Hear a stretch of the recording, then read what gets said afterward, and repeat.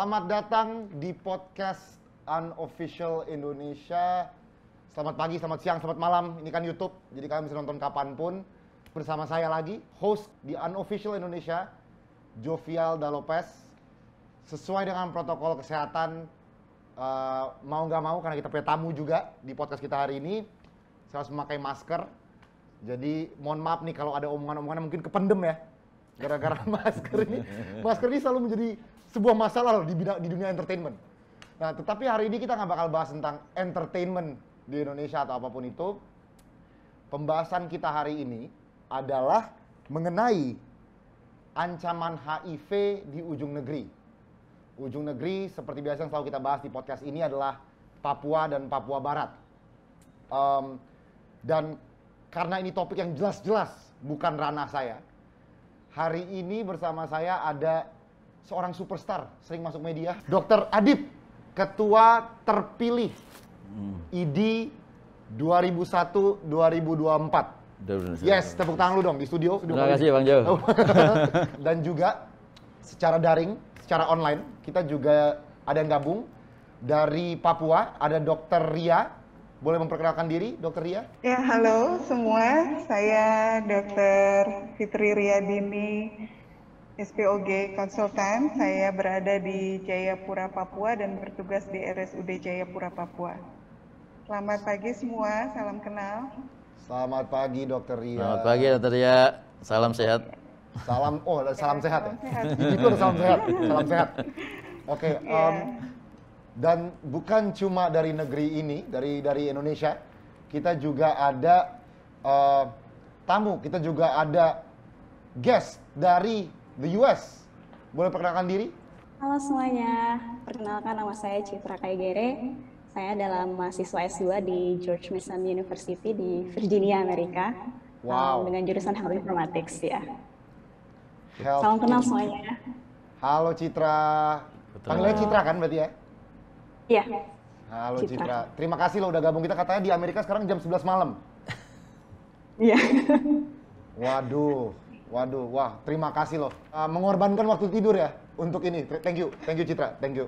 Satu hari aja, tidak apa-apa. Oke, karena kita sudah kedatangan hampir semua ahli di sini, saya mungkin mau nanya yang langsung ada di lokasi ya, di tempat ya, kalau mengenai HIV di Papua. Pertanyaan pertama saya, bisa dijelaskan nggak dok, data-data persebaran HIV di Papua saat ini, dan apakah saat ini tren kasus HIV di Papua itu sudah terkendali? Ini mungkin pertanyaan yang sangat formal, silakan dijawab dengan cara apapun. Ya, baik. Memang HIV itu masalah yang masih menjadi terbesar untuk di Papua, yang sampai saat ini masih menjadi PR untuk Dinas Kesehatan dan jajarannya, ya, apalagi yang sejak tahun 1987 sejak HIV masuk di Papua, di Indonesia ya, kemudian di Papua dan menjadi angka yang paling tinggi sampai saat ini di Papua bila dibandingkan dengan provinsi-provinsi lain. Apalagi jumlah penduduk Papua ini sebenarnya tidak sebanyak dengan daerah lain, ya provinsi lain. Namun angkanya masih yang paling tertinggi seperti itu. Nah ini sangat banyak korelasi yang terjadi di Papua, baik itu masyarakatnya sendiri maupun budaya, kemudian fasilitas kesehatan.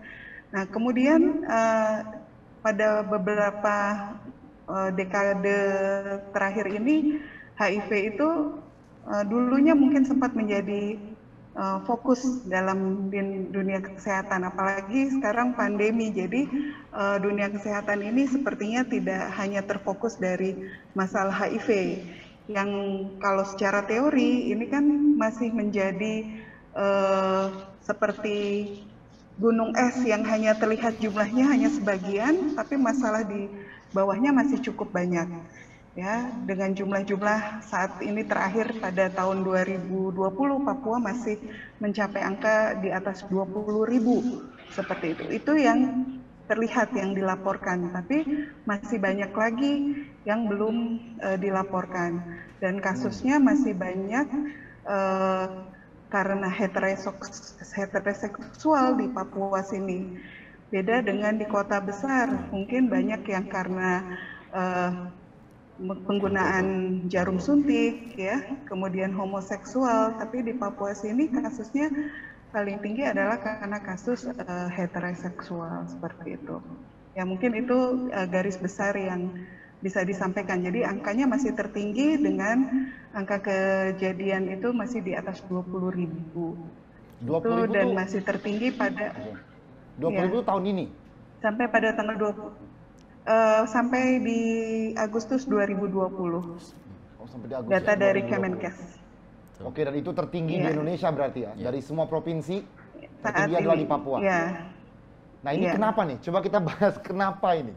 Mungkin saya mau nanya dokter Adib, mungkin bisa ada pendapat mengapa ini terjadi bisa paling tinggi di Papua?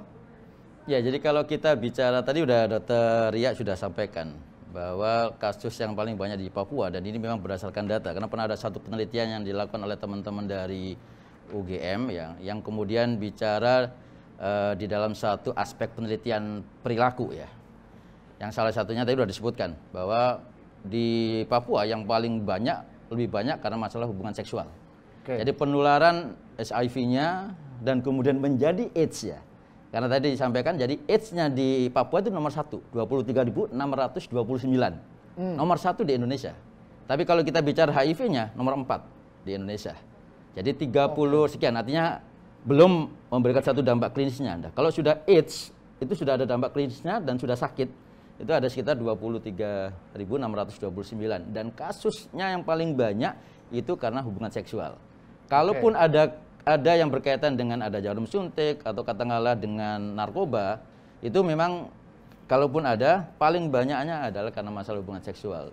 Dan itu didukung oleh data yang kemudian didapatkan, saya kira nanti mungkin Dr. Ria bisa elaborasi lagi bahwa banyak juga di Papua itu adalah pekerja seks komersial. Disitulah yang menjadi satu permasalahan utama juga. Oke, jadi budaya dari banyaknya pekerja seks komersial dan seks bebas, salah satu hal yang menyebabkan ini bisa tinggi banget nih angkanya. Ya, itu yang kemudian mendukung. Di samping kemudian kalau kemudian kita bicara ini adalah faktor dari manusianya, kemudian bicara dari sisi faktor edukasi. Nanti kita bicara dari faktor sisi edukasi yang memang tidak semua masyarakat Papua itu bisa teredukasi. Karena apa? Satu, memang sulit untuk mendapatkan edukasi karena demografinya, geografisnya yang juga berpengaruh gitu loh.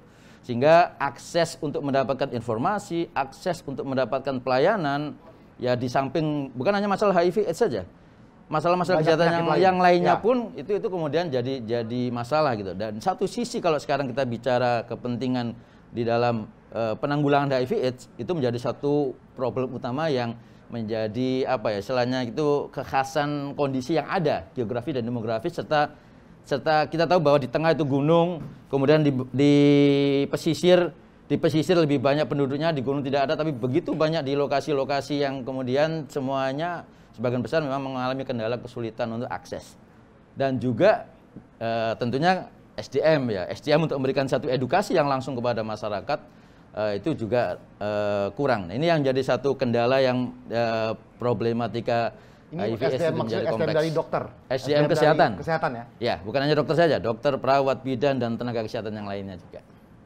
Oke. Berarti secara logika maksudnya di provinsi lain ini bisa ditangani dengan jauh lebih baik daripada di Papua? Ya, karena dua faktor tadi, faktor dari manusianya, ya. Yang kedua faktor dari masalah kondisi geografis, demografis yang itu juga mempengaruhi. Nah, ini yang dan kondisi akses tadi, akses pelayanan. Kalau kondisi akses ini mungkin infrastruktur kita nggak bisa terlalu sentuh di sini ya. Betul. Kita semua di sini dokter kan, kecuali saya. Saya dengan gampang ngomong kita semua di sini dokter. Maksudnya ada banyak dokter di sini. Jadi saya mungkin bahas dari sisi kedokterannya sih. Oke. Kendala apa rumah sakitnya yang kurang maju di Papua atau dokter yang nggak berani ke sana? Apa nih dok menurutnya Ini diskusi yang terbuka untuk kita bertiga ya. Apa nih menjadi kendala SDM kedokteran di Papua? Ya, nanti mungkin detail lapangan nanti dokter ya. Tapi yang secara garis besar dari data yang kita dapatkan, problemnya yang pertama adalah masalah tadi, ketersediaan sarana prasarana dan infrastruktur. Ya, yang itu kemudian berbeda. Satu sisi tadi saya gambarkan, Jayapura bisa dilengkapi, tapi di kabupaten tidak. Kemudian yang kedua adalah akses tadi.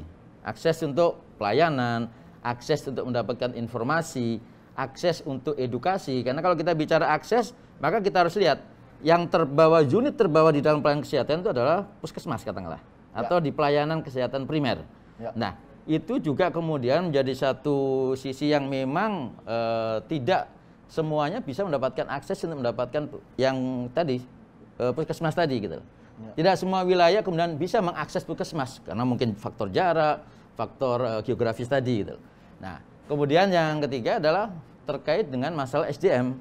Jadi SDM seperti halnya di Indonesia. Kalau kita berikan satu gambaran di Indonesia, kondisi di Indonesia ini adalah secara jumlah ya memang oke, kita masih kurang. Tapi yang paling penting bukan masalah kekurangan SDM kesehatannya, bahwa maldistribusi, distribusinya tidak merata. Jadi distribusi obat, distribusi tenaga kesehatan, tenaga kesehatan tidak merata gitu loh. Di Jayapura katakanlah mungkin jauh lebih banyak dibandingkan di Kabupaten Merauke atau yang lainnya gitu loh. Tapi sama juga orang sekarang atau dokter perawat tenaga kesehatan banyak terpusat di Jawa. Tapi di sisi Indonesia Timur, jadi kalau kita punya pemetaan katakanlah untuk khusus untuk dokter, kita punya pemetaan jumlah dokter yang paling banyak di wilayah Jawa dan Sumatera. Kalimantan Timur yang paling banyak, tapi yang Kalimantan lain masih kurang. Sulawesi Selatan dan Sulawesi Utara, tapi yang lainnya masih kurang. Nah, seperti halnya Maluku, Papua juga. Ini adalah problem memang yang terus terang kita harus benar-benar perhatikan. Karena kebutuhan SDM ini sangat-sangat dibutuhkan untuk wilayah-wilayah terutama Indonesia Timur. Nah, inilah yang kemudian menjadi kendala. Di samping juga adalah mengenai ketersediaan obat dan alat kesehatan. Nah, ini juga menjadi problem karena kalau kita bicara sekarang target program kesehatan itu harus menjadi pendukung utama. Nah, ini juga yang kemudian menjadi masalah yang kemudian kemudahan mendapatkan akses obat dan alat kesehatan itu juga terjadi di Papua gitu. Oke, Dokter Ria mungkin ada tanggapan untuk ini sebagai dokter yang di lapangan nih di Papua. Iya, tadi seperti saya, jadi Papua itu geografisnya mungkin berbeda ya dengan daerah-daerah di Indonesia lain. Di Papua ini ada daerah pesisir, pantai, kemudian ada pegunungan, kemudian ada dataran ya. Apalagi kalau di pegunungan itu akses untuk mencapai ke sana aja itu sulit, harus dengan pesawat. Kemudian kadang aja kita harus dengan melalui beberapa moda transportasi seperti sudah naik pesawat, kita masih perlu lagi naik kapal untuk mencapai daerah-daerah tertentu. Nah, itulah yang membuat akses kesehatan ini belum semuanya tercapai di beberapa kabupaten di wilayah Papua. Nah, kalau di Provinsi Papua sendiri itu kan terdiri dari 28 kabupaten, mungkin hanya beberapa kabupaten saja yang mudah mendapatkan akses transportasi. Nah, itu akan diikuti oleh masalah-masalah kesehatan lainnya, seperti informasi kesehatan juga akan terhambat, komunikasi, dan kita belum semuanya juga mencapai akses komunikasi yang baik. Nah, ini yang membuat tingkat pendidikan mengenai kesehatan bagi masyarakat ini belum semuanya merata. Memang kalau bicara HIV/AIDS sangat terkait dengan perilaku dan budaya itu sangat erat sekali di sini untuk akhirnya memberikan dampak bagi kesehatan di masyarakat Papua seperti itu. Ya, itu kondisi di lapangan. Seperti itu. Terima kasih, Dok.